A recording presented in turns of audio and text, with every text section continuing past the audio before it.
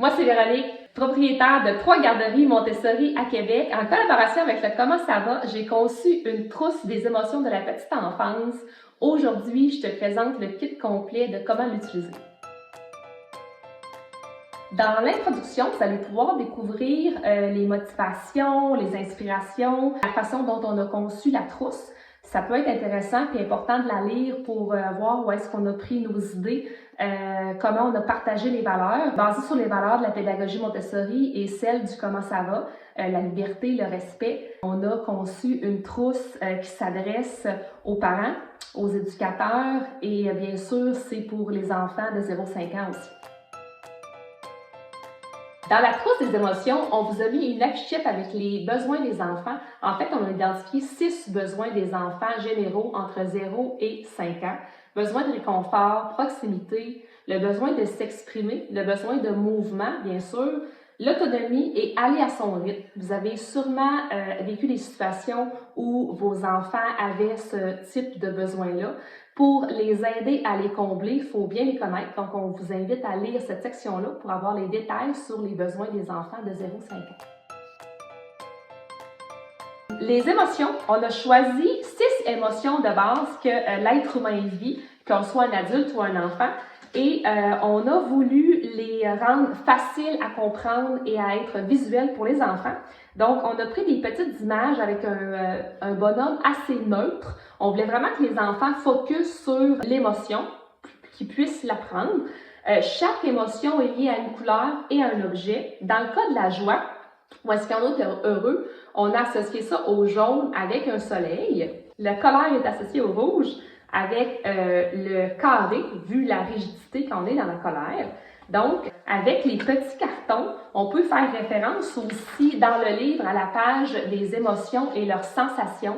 On a décrit qu'est-ce que chaque émotion amenait au niveau de la pensée, au niveau des sensations, au niveau des mouvements. Donc, c'est important d'aller voir ça aussi pour le lier et le partager avec l'enfant pour qu'il puisse non seulement avoir l'émotion dans son visage, mais aussi la sensation dans son corps. On a pris la couleur aqua pour la tristesse et on a mis une petite larme parce que souvent quand on est triste, on pleure.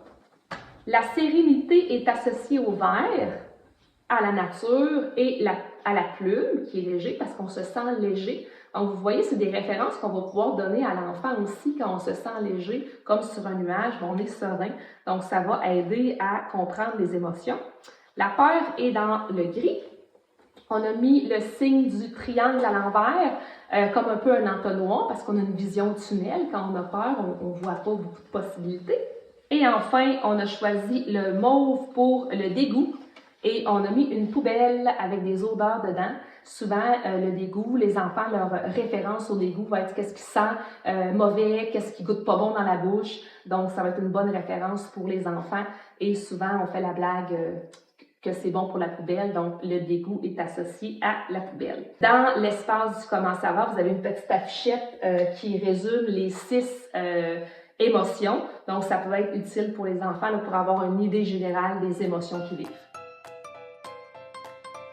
On a parlé des émotions, des besoins, on a fait le tour de l'introduction. On est rendu à vous présenter l'espace du comment ça va, en fait, l'espace coin doux, pour pouvoir aider l'enfant à se réguler, que ce soit en garderie ou à la maison, mais que l'enfant ait un espace pour lui, qu'il puisse aller se recentrer. Et dans l'espace, bien sûr, on a la petite affiche qu'on peut mettre sur notre mur, l'affiche des émotions qui va être là. On peut mettre l'affiche des besoins. Je vous conseillerais aussi de mettre l'affiche des stratégies. On a 12 différentes stratégies qu'on peut offrir à l'enfant pour qu'il puisse réguler ses émotions dans le petit coin doux qu'on lui a fait. On peut le faire avec lui, avec l'enfant si on veut. On le faire participer à ça. Un coussin, une place, ça va être douce, sa petite doudou rangée s'il a envie de se coller dessus. Et on va avoir un petit panier avec les différentes stratégies. Il peut avoir un toutou pour que l'enfant puisse câliner son doudou. Il pourrait avoir des petites choses aussi que l'enfant puisse jouer avec pour faire diminuer le stress. Un livre, un de ses livres préférés pour qu'il puisse le regarder ou le lire. On pourrait y mettre un verre d'eau. Des fois, les enfants, quand ils sont en colère ou ils ont des émotions, Ça peut être aussi banal que ça, mais de donner un petit verre d'eau, ça change les idées. Il y a quelques stratégies que je ne nomme pas ici parce que je les conserve pour les autres capsules qu'on va vous faire. On peut aussi avoir la fameuse trousse de yoga. On a 6 petites cartes de yoga qu'on a développées dans la trousse. Chaque posture est expliquée derrière comment la prendre, comment la faire, comment amener l'enfant à la faire.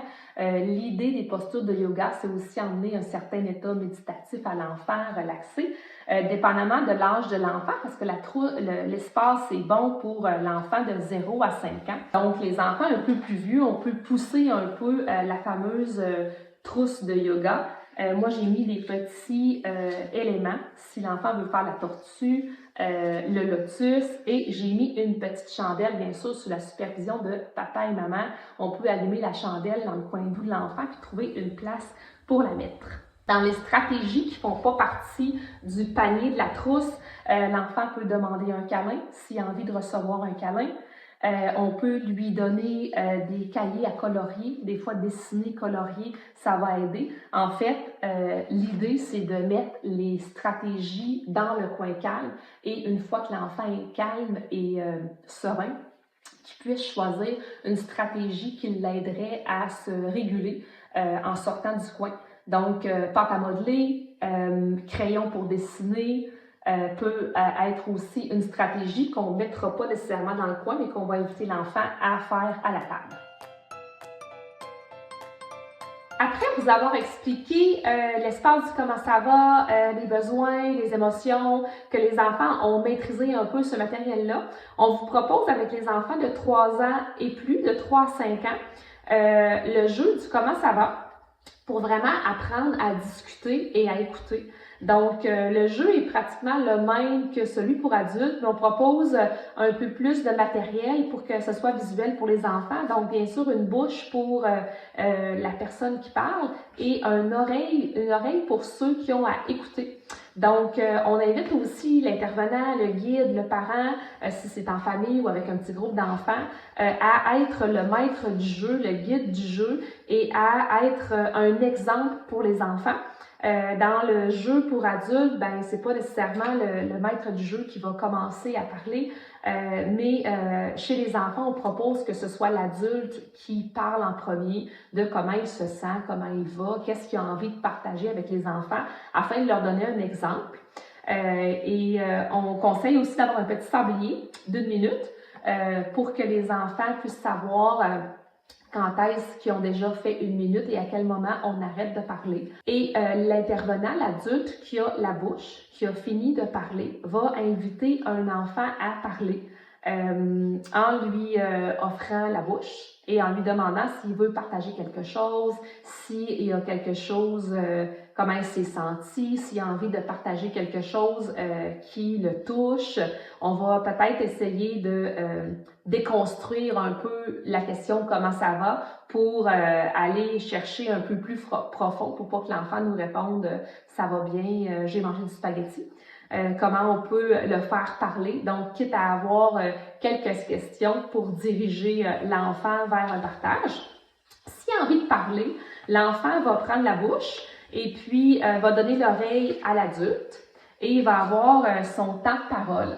Et quand il a terminé, ben, il va pouvoir dire qu'il a terminé de parler et il va pouvoir se lever s'il est en groupe assis à la garderie ou encore à la maison pour offrir la bouche à une autre personne en lui demandant comment ça va, qu'est-ce que tu veux nous partager. Donc, on fait un échange. L'enfant qui reçoit la bouche est toujours libre de parler ou pas. Donc, si l'enfant a envie de partager quelque chose, il prend la bouche et puis, encore une fois, il va échanger son oreille. Donc, il y a une seule bouche dans le jeu et plusieurs oreilles et il y a tout le temps une seule personne qui parle. Donc, ce jeu-là va amener la famille et les groupes à échanger un peu plus profondément. Et aussi, autant apprendre à échanger qu'à écouter aussi quand les autres parlent. Enfin, pour rendre le comment ça va et la trousse accessible à tout le monde, on vous invite à aller télécharger le livre et tous les accessoires que vous pourriez avoir besoin pour la trousse. Je vous invite personnellement à lire chaque section du livre pour aller vous familiariser avec les étapes puis toutes les informations qu'on vous a partagées rapidement. Si vous avez envie, vous pouvez télécharger le livre à colorier. Les enfants aiment colorier. Ça peut faire partie d'une des stratégies aussi pour réguler les émotions. Et si vous avez aussi envie de ne pas vous taper la manutention puis d'avoir du papier de meilleure qualité, on vous invite à nous en informer en passant une commande à info@commercialcommentsava.ca pour avoir la version payante de notre trousse qu'on va vous envoyer physiquement, comme je vous dis, avec un papier un peu plus de qualité et déjà tout prêt.